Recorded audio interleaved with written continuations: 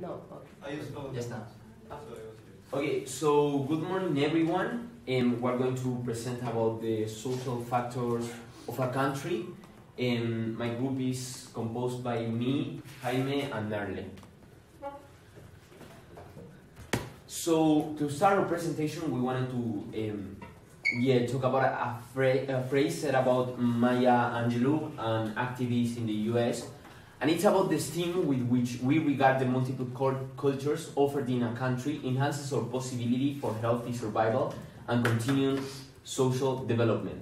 This means that if we invest of the cultures of a country and enrich the social factors of it, this country will have an exponential increase, not only in social aspects and like maintaining a healthy survival in a globalized world, but also in the economic factors of that country. We want you to know that it's necessary for a country to have good economic factors, to have good non-state actors, and different parts that involves it. It's necessary also to have the contribution of good social factors. As an introduction, we are going to talk about the social development and what does social development mean. Basically, social development is investing in people. Social development is stop believing that every poor people of a country will just stay as poor, will have no resources, and stop supporting them on the path to self-sufficiency. Each city, the goal of one country is that each citizen arrives to the self-sufficiency, so they can have a stable economic life and also a stable social life, in the sense that culture plays a key role on this sense. So, we're going to start talking about the values, cultures, and traditions of a country and how does this basically push all the other factors of a country. Basically, values, cultures, and traditions can generate income and employment opportunities for the citizens of a country. This could be based on the attraction of tourism, for example. We can see countries with great culture that attract tourists, and they come there to basically spend money on that, which generates employment and opportunities for each social member of a country. We have to also differentiate this, because as well as we can use values, cultures, and traditions in a positive way, it can impact a country in a negative way. It can unite cultures or divide cultures, in the sense that it can also repel tourism, for example, and it can also not generate income and employment and opportunities. For example, a country that is in a war, I don't believe that people will go to that country to spend money on tourism. First, because they won't be allowed, and second, because it generates it's dangerous for their lives. So yeah. As this, we are going to see a case study of a united culture of Mexico. For this, we are going to study the Day of the Dead, Día de la Muerte in Spanish. This is a festivity celebrated on the 2nd November, as I said, in Mexico, in Yucatan Peninsula mostly. People here gathers and celebrate the day of the death of their ancestors, and these have been highly attracted by tourism, and people from all over the world comes to Mexico to present this masterpiece. And yeah, next. Moving to the next social factor, we can see migration, and this is a really important topic. That is, it comes from globalization. It's basically a concept related with globalization, and yeah, migrations, we have seen waves of migrations all over the world. Probably one generation of our ancestors have migrated into a country before. So this is an historical phenomena that have been happening since the societies have been like moving, and this also migration increases economic growth, in the sense that migrants also the most of the reasons that migrants escape from their country is to get better opportunities, is to improve their health status and their economic status as well. So that's why it generates economic growth for a country, because they come to other country to seek resources, to seek new opportunities, to seek employment. This is related with the productivity that country will have. We can see that in countries that have great waves of migrants, in most of the cases they increase their GDP due to the productivity of the migrants. And this comes on the other way, that most of the migrants as well have family in their origin countries, and they send the money that they earn back to their families, so they can have more resources. They can improve the health status of their families as well, living in another country. So this is the importance of migration. And one case of study is the Venezuelan immigrants in Colombia. We have seen the different waves of Venezuelan immigrants, especially to Colombia and the United States as well. This happened, the first wave was in 2015. The first wave was in 2008. There was a second wave in 2015, and the last and third wave, massive wave, on 2019. This happened due to the catastrophic Castro-Chavism politics applied in Venezuela that basically destroyed that country, unfortunately.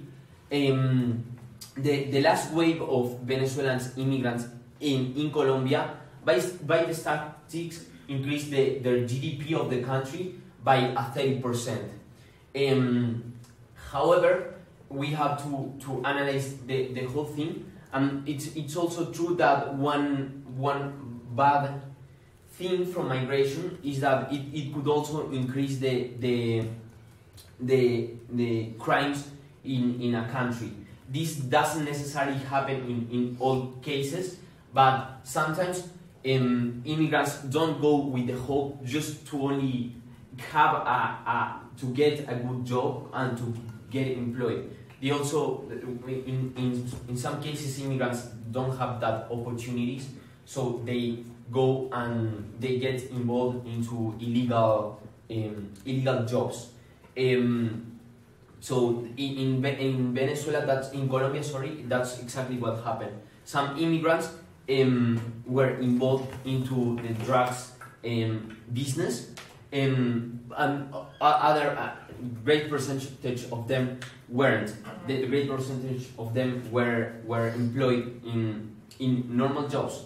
So this is the case of that in Venezuela, that at the end it increased the GDP in Colombia and had productivity and was effective in the country. So yeah. Okay, moving on, we're gonna treat gender matters, which enhance the social development by achieving gender equality. So gender and development have a close-knit relationship, and examples can be shown on how the favorable gender equality which will boost development and growth. A society in which women have rights and access to opportunities provides an environment to expand the capabilities of them. At the moment, nations struggle to achieve gender equality due to cultural relativism, which is often the justification for human rights violations. To give a background and foundation, more than 1 in 4 women have been subject to intimate partner violence, and at least once in their lifetime. This can be an example of many, and thus the UN developed the Sustainable Development Goals, and one of them is gender equality.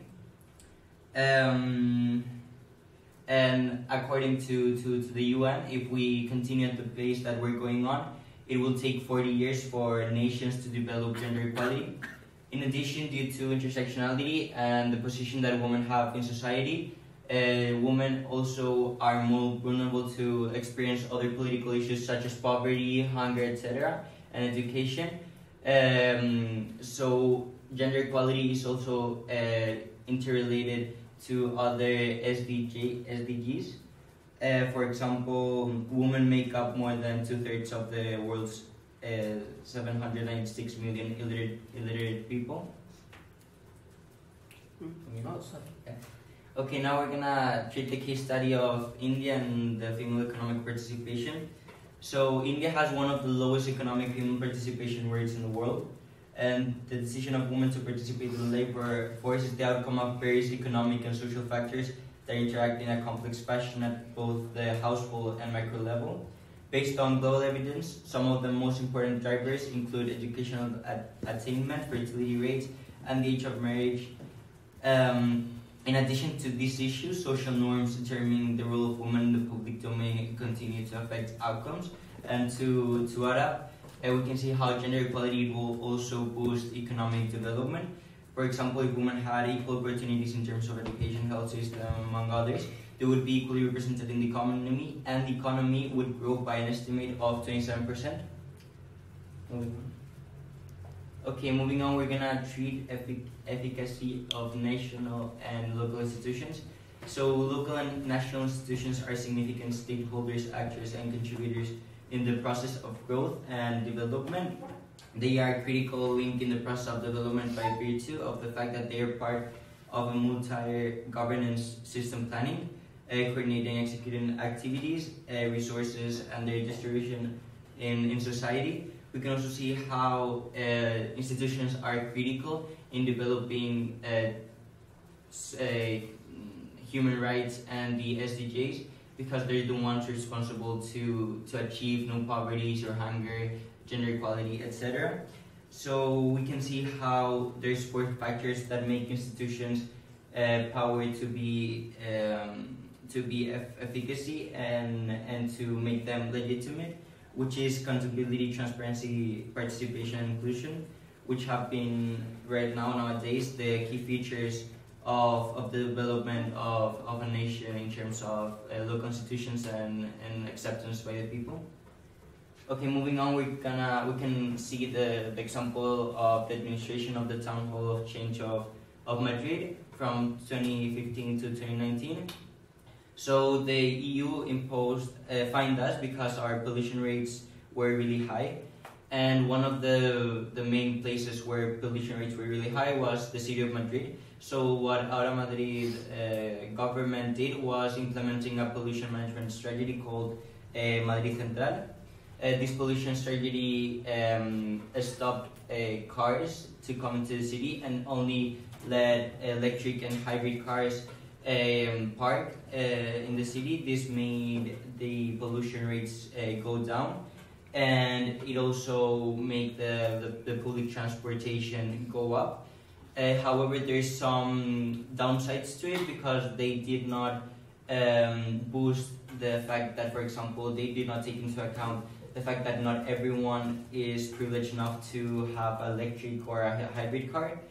In addition to this example, we can see how the administration of Ahora Madrid made a lot of social developments in terms of democracy. For example, they developed a participatory democracy, which made their management really legitimate, since the budgets were decided not only by the government but also by the people.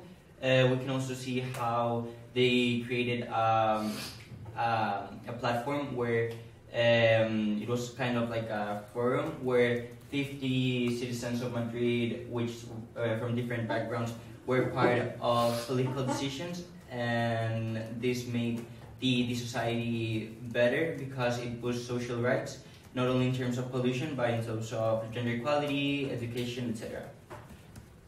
So I'm going to talk about discrimination. It's also connected to what Jaime and Joaquin talked about, migration and gender.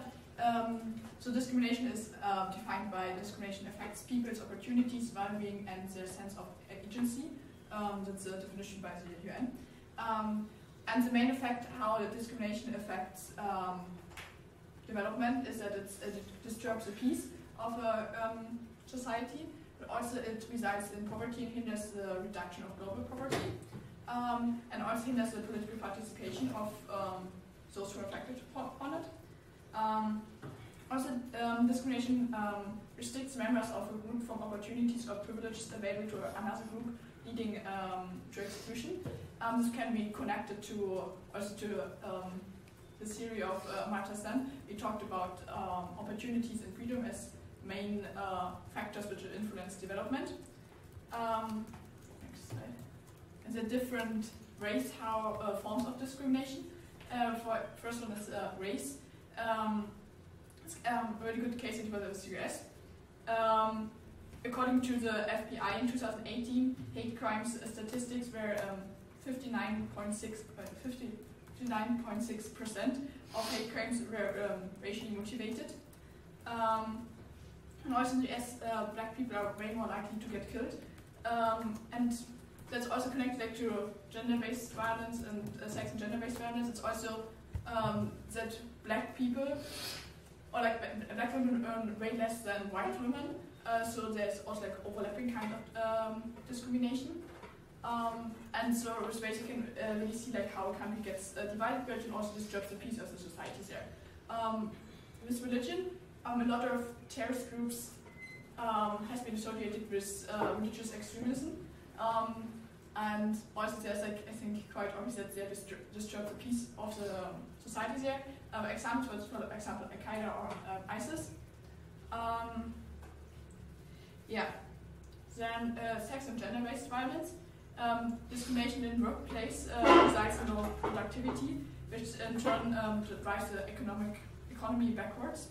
According to the International Labour Organization, women are the most discriminated in the workplace, with the pay gap between the sexes is still significant in most significant in most countries.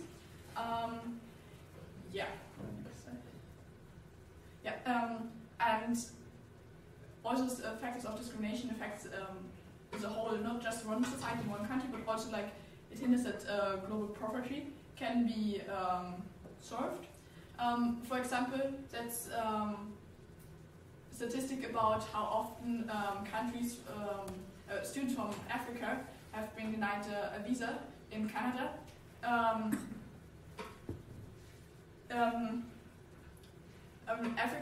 African countries face quite often the issues that they don't get visas, and that affects a political decision. For example, they don't get visas to attend certain conferences, but also education, and so that's a huge effect on global poverty, like how they're always getting discriminated on a global scale as well.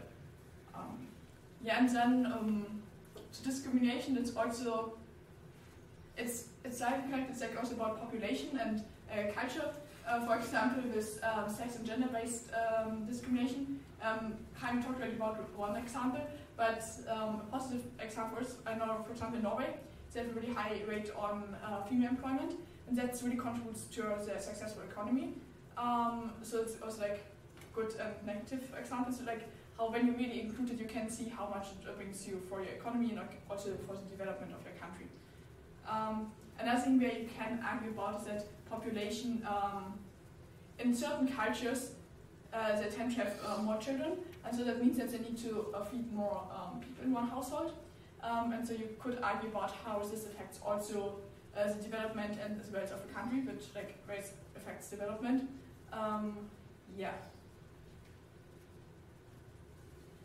Okay.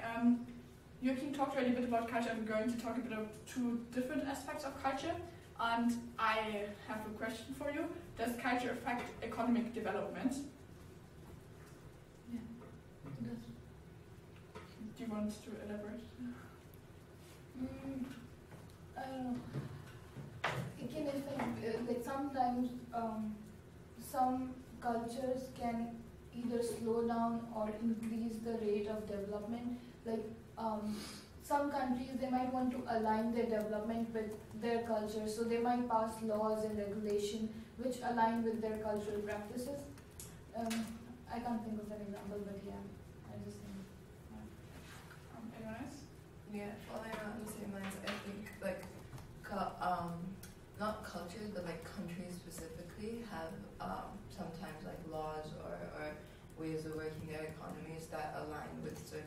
like values that they hold, or like the majority of the citizens, or even just the government sometimes hold.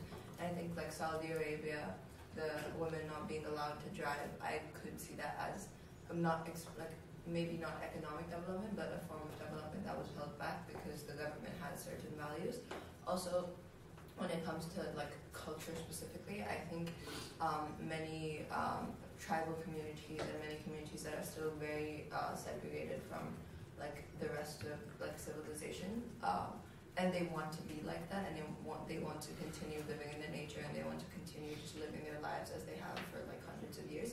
I think in that sense, their culture affects what like the world would deem economic development.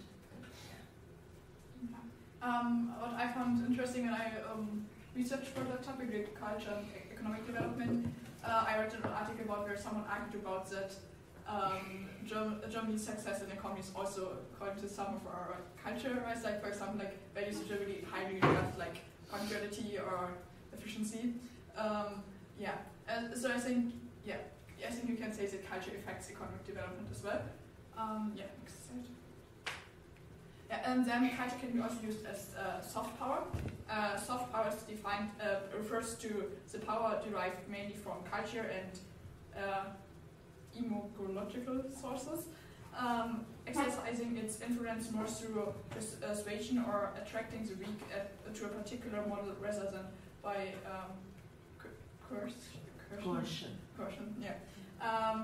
And I think everyone also knows the case study with K-pop, how Korea, their effects, so this really popular music, their effect on the one hand political, economic, but also social aspects of their country, as they also like improve their reputation and like get more known, and also like what Joaquin talked about, like the tourism, and so culture as a soft power can be really effective to improve your development.